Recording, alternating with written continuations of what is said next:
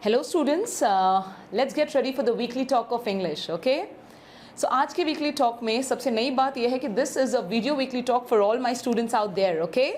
So students, आज का specific जो मैं बात करने वाली हूँ weekly talk में कुछ 5 points मैं cover करूँगी, जिसमें से सबसे पहला major point है जिसके बारे में students के मुझे बहुत सारे questions थे. It was all about the scores, the English scores. The first point that I'm going to speak about is English scores or scoring English, okay, for the competitive examination. सबसे पहला जो मुझे students का message था इसको लेकर कि ma'am हम इंग्लिश में बहुत कम स्कोर कर रहे हैं, यानी स्कोर 10 के नीचे है, 11 है, 12 है, ऐसे सिचुएशन में बच्चों ने क्या करना चाहिए. So the first point that I'm going to discuss about today is students who are scoring very less marks in English. 10 के नीचे, 11, 12 का स्कोर है या आप 15 के नीचे भी पकड़ लो. इन बच्चों के लिए क्या करना चाहिए? सबसे पहले तो स्टूडेंट्स आप ये देखो कि आपकी बैच कंप्लीट हुई है या नहीं हुई है. बहुत सारे ऐसे बच्चे हैं जिनके मुझे मैसेजेस हैं और जिनकी बैच भी कंप्लीट नहीं हुई है. तो अगर आपका सिर्फ क्लोज टेस्ट पे ही सिलेबस अटका है तो you don't know how to solve the parajumble questions और spot the error question, so don't panic in this kind of situation. But हाँ, जिन बच्चों की बैच खत्म हो चुकी है और उनका स्कोर कम है तो उसका एक ही डेफिनेट रीजन है that you are not studying. No excuses for that. आप या तो अपने स्टडीज में कंसिस्टेंसी नहीं रख रहे हो या जो मैं बता रही हूँ वो नहीं कर रहे हो, अपनी मन की कर रहे हो. ये बात आप जान लो. तो जिन बच्चों का स्कोर बहुत कम आ रहा है, अगर आपकी बैच चालू थी और सडन लॉकडाउन की वजह से आपका बाद में बैच कंप्लीट ना हो सकी, स्कोर कम है, फॉर दो students please don't panic. Okay, I have a solution for that, about which I will be speaking in the end of the session, at the end of the session. Second, जिन बच्चों की batch हो चुकी है और उनके score कम है, the first and the foremost reason for that less score is either you lack consistency and second, you are not following the things that I'm asking you to do. आप इन दोनों में से कहाँ अटके हो, आप ये चेक करो. इसके रिगार्डिंग आप मुझे मेरे टेलीग्राम चैनल पे, आप मुझे मेरे व्हाट्सएप पे पर्सनल मैसेजेस डाल के बता सकते हैं कि मैम ये स्कोर है and we are stuck up at this point. Second, मुझे सबसे ज़्यादा कंप्लेंट्स और बच्चों की जो आई है वो है स्कोर जो काफ़ी स्टैगनेंट हो चुके हैं. स्टैगनेंट यानी मैम 15 पे ही अटका हूँ महीने भर से, मैम 16-17 के ऊपर स्कोर जा ही नहीं रहा है, मैम 20 को मैं क्रॉस ही नहीं कर पा रहा हूँ. ये जो स्टैगनेंसी आती है स्कोर में, ये क्यों आती है इंग्लिश में? करेक्ट. अगर आपने पहले 2-3 मॉक टेस्ट दिए होंगे तो 10-12 का स्कोर है, फिर 15 पे गए हो एंड देन फाइनली आप 17 पे आके स्टक हो गए हो. 17 के ऊपर मैम जा ही नहीं रहा है, 20 के ऊपर स्कोर नहीं जा रहा है. ऐसा क्यों होता है? स्टूडेंट्स, इंग्लिश का जो इनिशियल ग्रोथ फेज होता है वो काफ़ी सिंपल होता है. वहाँ पे आप थोड़ा पुश करो तो आपको नंबर आंसर्स करेक्ट आते दिखेंगे, स्कोर्स बढ़ते हुए दिखेंगे. बट एक बार आपने एक वोकैबुलरी की स्टेज हासिल कर ली, कॉम्प्रिहेंशन की स्टेज हासिल कर ली, उसके ऊपर जाने के लिए you have to push a bit harder. ना pushing a bit harder means what?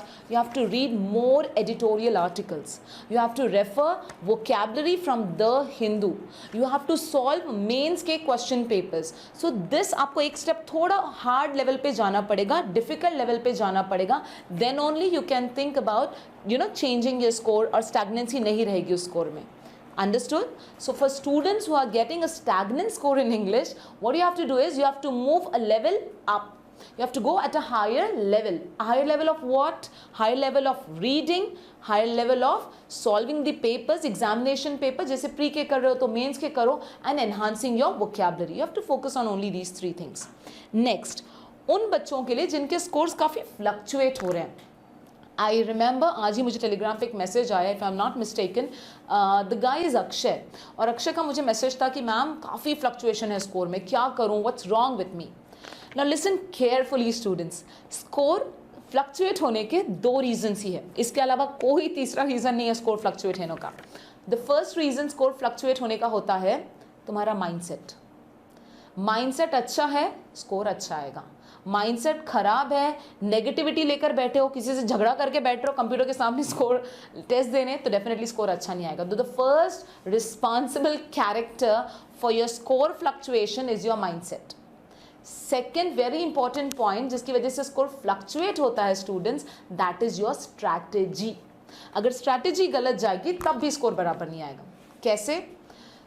आपका अगर एग्ज़ाम का पेपर आपने पूरा चेक किया, जैसे मैंने बताया है कि एग्ज़ाम स्ट्रैटेजी कैसी होनी चाहिए कि पहले 2 मिनट में पूरा पेपर आपको चेक करना है. 2 मिनट यानी max 2 minutes. It should start मतलब 1-1.5 मिनट में हो जाना चाहिए।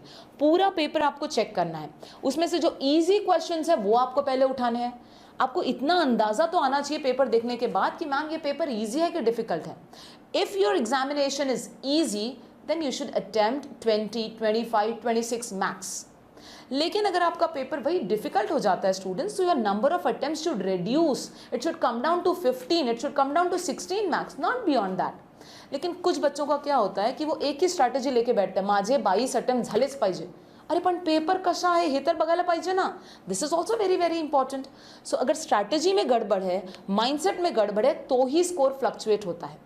बहुत सारे बच्चों का ये सवाल था कि मैम स्कोर फ्लक्चुएट हो रहा है तो कहीं मेरा नॉलेज तो कम नहीं है। बिल्कुल नहीं, ये दिमाग से ख्याल निकाल दो आप, आपका नॉलेज बिल्कुल कम नहीं होता है। स्कोर फ्लक्चुएट हो रहा है मतलब अच्छा भी आ रहा है बुरा भी आ रहा है, जब नॉलेज ही नहीं है तो अच्छा कैसे आता। Getting what I mean to say? I mean to say students, score fluctuation के दो ही reasons है, first is your mindset and second is your strategy। इन दोनों को फोकस करो, डेफिनेटली आपके फ्लक्चुएशंस में आपको बहुत ज़्यादा दिखेगा कि अब नहीं हो रहा है, एक स्टेबिलिटी आ गई है स्कोर में इंग्लिश के। Understood? Clear with the point? Okay, let's go for the next point. बहुत सारे बच्चों के ये भी मैसेजेस थे, ma'am we want to know something about this schedule of English. Schedule क्या करना चाहिए, इंग्लिश की पढ़ाई कैसे करना चाहिए। तो अभी कुछ एक जनरल स्केड्यूल मैं देती हूँ जो आप लोगों ने इंग्लिश के लिए स्पेसिफिकली फॉलो करना चाहिए। ना this one thing is for sure, the coming month जुलाई में expected is we don't have any exams, right? Expected we don't have any exams in the month of July as of now। तो आपको क्या करना चाहिए, यहाँ से आप एक अच्छी सी गार्ड बांध लो कि कम से कम 4 से 5 घंटे आपको सिर्फ इंग्लिश को देने हैं। बचा हुआ टाइम मैथ्स एलआर का, आप मेरा टाइम लेके मैथ्स एलआर को नहीं दोगे। द फर्स्ट प्रेफरेंस और the first priority should be given to English. उसके 4-5 घंटे निकाल दो। ऐसे समझो कि ऊपर वाले ने तुमको 24 घंटे का दिन दिया ही नहीं है, ऊपर वाले ने तुमको सिर्फ 20 घंटे का दिन दिया है, 4 घंटे मेरे पहले माइनस कर लो। अंडरस्टूड? ओके, सो अब इन 4 घंटों में इंग्लिश का करना क्या है। सबसे पहला 1 घंटा नींद में से उठते ही, और सुबह जल्दी उठने की आदत डालो। Why, I will tell you this later. Okay, सबसे पहला 1 घंटा इंग्लिश का बुक रीडिंग पे फोकस करोगे। Okay, you have to read any book that I am going to say, you have to read that book for 1 hour and you have to note, you have to make a note for that. Note कैसे करना है मैं ये भी बता देती हूँ आपको। ओके, so note करते time you just have to make this way the columns। okay, you have to write down the name of the book, the name of the author that you're reading, date, time and number of pages।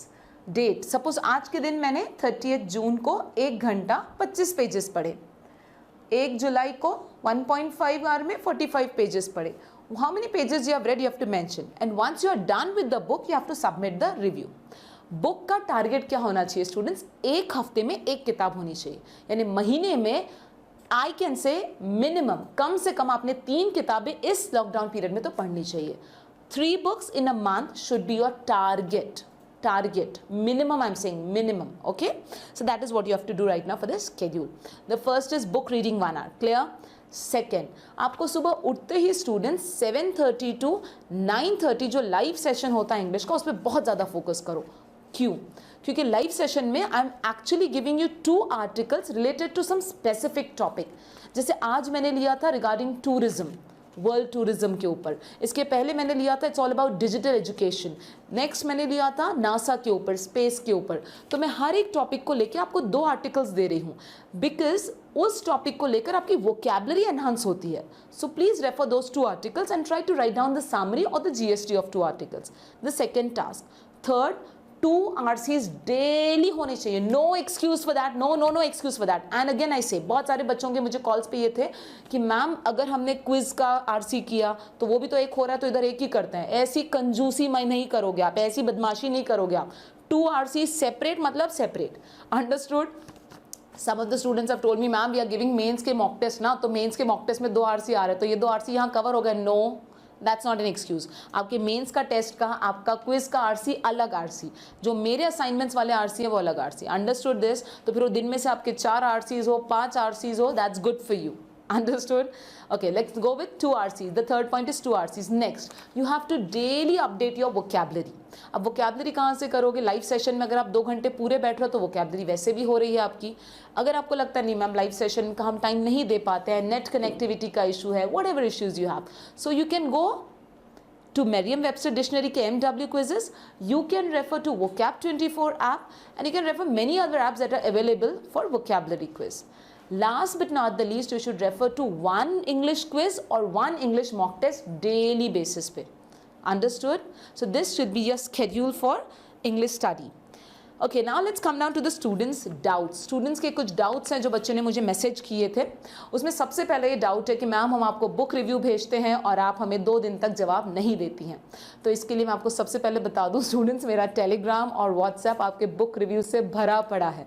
तो मुझे थोड़ा सा time ज़्यादा लगता है because I am very particular about checking everything कि ये बच्चे की अंडरस्टैंडिंग कैसी है, इसने ग्रामर का यूज़ कैसे किया है, इसने कहीं स्पेलिंग मिस्टेक्स तो नहीं किए, इसकी वोकेबलरी बुक रिलेटेड है या खुद की मन की डाल रहा है, या कुछ नए सिनोनिम्स बच्चा यूज़ कर रहा है. सो दैट टेक्स टाइम बच्चा. So don't be in a Hari. Surely आपने जिस दिन मैसेज डाला और आपके 3 दिन तक मैसेज को जवाब ना आए तो surely you have got all the rights to convey it to me again कि ma'am please reply. Okay, but give me a period of 3 days. The reason is I have got too much vocabularies, GSTs and summaries as well as book reviews to check. Okay, next there was one more query about newspaper app. The Hindu editorial का जो app है, The Hindu editorial का जो app है वो paid हो चुका है. तो उसके लिए हमें क्या करना चाहिए? आपको कोई टेंशन लेने की ज़रूरत नहीं है. शुभम सर्स एकेडमी का जो चैनल है, ओके, उस चैनल पे हमने एक आपको टेलीग्राम चैनल सब्सक्राइब करने को कहा था जिसका नाम है ई book library. And this channel is created by one of our students, which I'm really proud to say about. Ishwar created this channel. और इस चैनल पे वो बच्चा रोज सुबह इंडियन एक्सप्रेस और द हिंदू का PDF format as it is आपको दे देता है. So you don't need to pay any money. और स्पेशली इस लॉकडाउन पीरियड में तो अपने पेरेंट्स को बिल्कुल मत सताओ. पैसे खर्चने की ज़रूरत नहीं है. आपको सिर्फ ई बुक लाइब्रेरी नाम के चैनल पे जाना है, उस पर आपको अपने आप को रजिस्टर करना है, आपको ज्वाइन करना है, whatever the formalities are, and it's completely free. तो आपको आपका इंडियन एक्सप्रेस और आपका द हिंदू पेपर फ्री में मिल जाएगा. So don't worry about the Hindu app, आप उसको छोड़ दीजिए. You can refer this. Clear? Next, कुछ बच्चों के मैसेजेस थे कि मैम बुक्स हम कहाँ से करें, फ्री बुक्स हमको कौन से ऐप से मिल सकते हैं. I think Ishwar is doing a great job. तो आप इस ई बुक लाइब्रेरी पे आप ज्वाइन करें. You can get so many books and he has really uploaded some wonderful books here. Ishwar, good job, keep doing it बच्चा. I am really happy.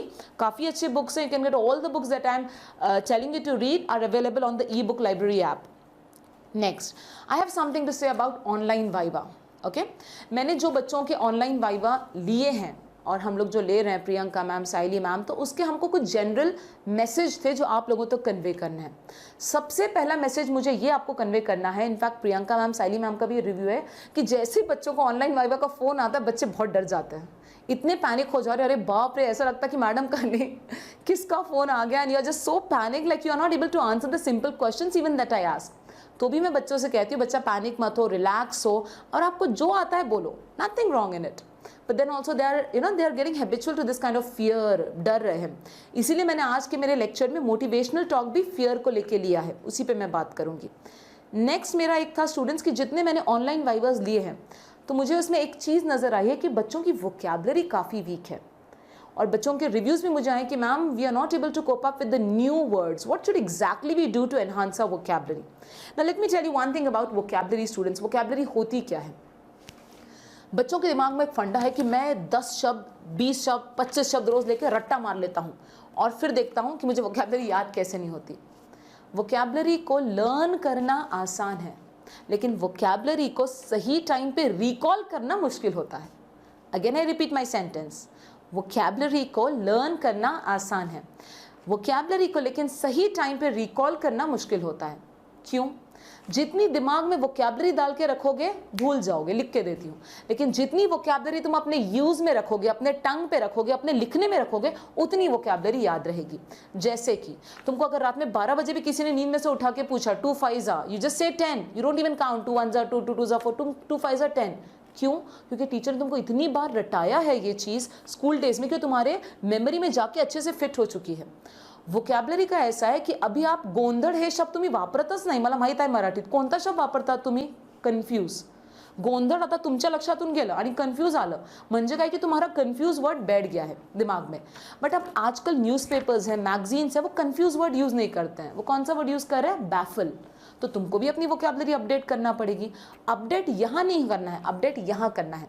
So whenever you talk in your daily language, आई तुम्हाला confuse करू नकोस, rather than saying that से आई तुम्हाला बॅफल करू नकोस, आई तुम्हाला बिविल्डर्ड करू नकोस, आई तुम्हाला मेज करू नकोस. So this is the way how you can enhance your vocabulary. Vocabulary you can remember only when the vocabulary is either on your tongue or either it's in your writing.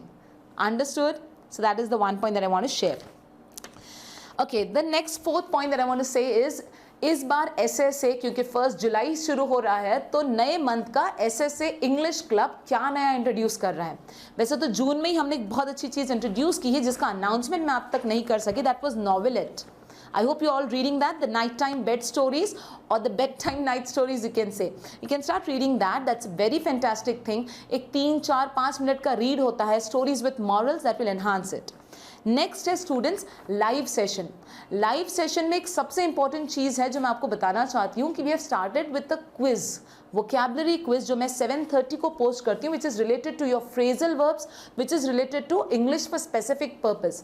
जैसे मैंने telephone related quiz दिया, computer related quiz दिया पूरा, और there are many things you know. So please be updated with your live sessions क्योंकि इसमें कई नई चीज़ें आ रही है. इनफैक्ट मैंने कुछ नए पैटर्न के क्वेश्चंस भी पोस्ट करना शुरू किए हैं लाइव सेशंस में, so don't miss this chance. Okay, so there's one big announcement that I want to make in today's weekly talk, and that is regarding the upcoming video sessions. And I am going to offer you variety of sessions जिसमें से close test आएगा, parajumble आएगा, RC आएगा, new pattern questions आएंगे, एक English का paper में solve करके दिखाऊंगी. So these are the something that we are going to come up with on various topics. Okay, इस बार मैं कुछ नया स्टार्ट करने वाली हूँ. मेरे SSA स्टूडेंट्स को तो बहुत ज़्यादा मिस कर रहे होंगे वो एक एक चीज़. कौन सी बताओ? Movie of the month. You remember? We all enjoyed the Avengers, the end game of Avengers, Nan together we enjoyed, Cars 3 movies. Movie of the month, you remember? इस बार हम लोग करेंगे Movie of the month नहीं, इस बार हम लोग करेंगे Author of the month. What do you mean by this term Author of the month? इस जुलाई के मंथ में मैं आपको एक ऑथर का नाम दूंगी और उस ऑथर की कोई भी 3 किताबें आपको इस मंथ में खत्म करनी है. That is your target. Understood? So I am going to give you the name of an author और उन ऑथर की आपको कोई भी 3 किताबें कंप्लीट करनी है. कोई भी 3 चलेगा. अगर आपको लगता है कि मैम मैंने इनकी 3 ऑलरेडी पढ़ ली है तो फिर आप और 3 करें, आप और 3 करें, यानी 6 पढ़ें, 9 पढ़ें, बट आपको उस ऑथर की ही किताबें पढ़नी है क्योंकि जब मैं ऑनलाइन वाइवा लूँगी मैं उन्हीं ऑथर के बुक्स के ऊपर क्वेश्चंस करूँगी. अंडरस्टूड? तो जुलाई के मंथ के ऑथर ऑफ द मंथ है Robin Sharma. You have to read any 3 books of Robin Sharma which you haven't read before. Which you haven't read before, आपने पहले नहीं पढ़े हैं वो किताबें पढ़नी है. मॅडम स्टनिंग सक्सेस वाचन झाली, 3ही रिपीट करायची. मग जुलैमध्ये त्यांची कोणती दुसरी 3 पुस्तकें घ्यायची. आप ई बुक लाइब्रेरी पे जाएं. मैं लगा तो अपने वीकली टॉक के साथ अब उनके कुछ बुक्स के नेम आपको पोस्ट करूंगी, वो आप रेफर करें, आपको बहुत सारी किताबें मिल जाएंगी. You can start with the monk who sold his Ferrari, one of his famous books, the mega living, the stunning success. So last students, let's speak something about motivation. The last topic of my weekly talk is motivation. चलिए, motivation से मुझे याद आया कि मुझे आज आपको एक बहुत ही इंपॉर्टेंट इमोशन के बारे में बात करनी है और वो इमोशन है फियर. मैंने ऑनलाइन वाइवा में बहुत सारे बच्चों के साथ ये महसूस किया है कि बहुत सारे बच्चे डरे हुए हैं वाइवा में. मैम आपके सामने डर लगता है, आपसे बात करने को डर लगता है, एग्ज़ाम में प्रेशर का डर है. ये डर एग्जैक्टली है क्या, इसके बारे में बात करते हैं. कहाँ मिलता है डर? अगर मैंने मेरा 2 लीटर ब्लड निकाला तो ब्लड में पैथोलॉजी लैब में टेस्ट करने को दिया तो उसमें निकलेगा डर? निकलेगा डर? डर उसमें नहीं निकलेगा. मसल्स में, स्किन में से निकलेगा डर? डर होता कहाँ exactly? Where is the place that fear stage in your body? Where is the place? डर होता कहाँ है? डर तुम्हारे थॉट्स में है, डर तुम्हारे दिमाग में है. तो कहाँ मिलता है? दुकान में से लाके किसी को इंजेक्शन दिया जाता है डर का? नहीं. कहाँ मिलता है डर? डर को तुम खुद पैदा करते हो. डर को तुम खुद पैदा करते हो. एक चीज़ कभी भी याद रखो students, remember this always, maximum लोग फेलियर की वजह से नहीं हारते, इस डर से हार जाते हैं कि वो फेल हो जाएंगे. वो जो डर होता है फेलियर का, वो इतना हावी होता है उनके ऊपर कि फेलियर आने से पहले वो हार मान लेते हैं. First point, remember students, success always lies beyond fear. डर के आगे जीत है। जो माउंटेन ड्यू का जो टैगलाइन है वो रियल है। You can experience that. और जितना तुम डर के बारे में सोचोगे वो उतना बड़ा दिखता जाएगा। तो डर को भगाने का क्या उपाय है? डर को भगाने का एक ही उपाय है, you have to take action for that. You have to take action for that, and taking action means you just don't have to sit and think, you just have to start working on it. और डर को भगाने का एक ही तरीका है students, results पे focus मत करो, प्रोसेस पे फोकस करो. जितना ज़्यादा तुम्हारी सोच रिजल्ट की तरफ जाएगी उतना ज़्यादा डर तुम्हारे अंदर आएगा. नाही झालं तर, आई बाबा काय म्हणणार, लोक काय म्हणणार, ना ह्या वर्षी नाही झालं तर, या वर्षी झालंच पाहिजे, ये एटीट्यूड से ज़्यादा क्या मैं अपना प्रोसेस को बेस्ट दे रहा हूँ, that is the only way way you can overcome your fear and face your fear. Students, जब तक तुम अपने माइंड को ये डर की चेन में जकड़े रखोगे वो माइंड भाग नहीं पाएगा. ये उसी तरीके का एग्जाम्पल है जो एक अच्छा तगड़ा हॉर्स है, very strong robust horse is there, but उस हॉर्स को एक मोटी चेन बांधी है उसके पैर में, क्या वो भाग सकेगा? No, he cannot run. Same, until and unless you remove the shackles of fear from your mind cannot run. वो अपने आप को परफॉर्म कर ही नहीं पाएगा जब तक आप उसको डर से बाहर नहीं निकालोगे. Understood students? तो आज मैं अपने वीडियो के साथ कुछ 3 मोटिवेशनल वीडियोस दे रही हूँ, which is all about fear and you really need to overcome that. और एक चीज़ याद रखो students, God helps those who helps themselves. जब तक तुम अपनी मदद नहीं करोगे ऊपर वाला भी तुम्हारी मदद नहीं करेगा. You really need to get up, start working and start acting on the plan that you have decided for yourself. Clear? चलिए, thank you so much students. Have a good time and keep studying. Thank you.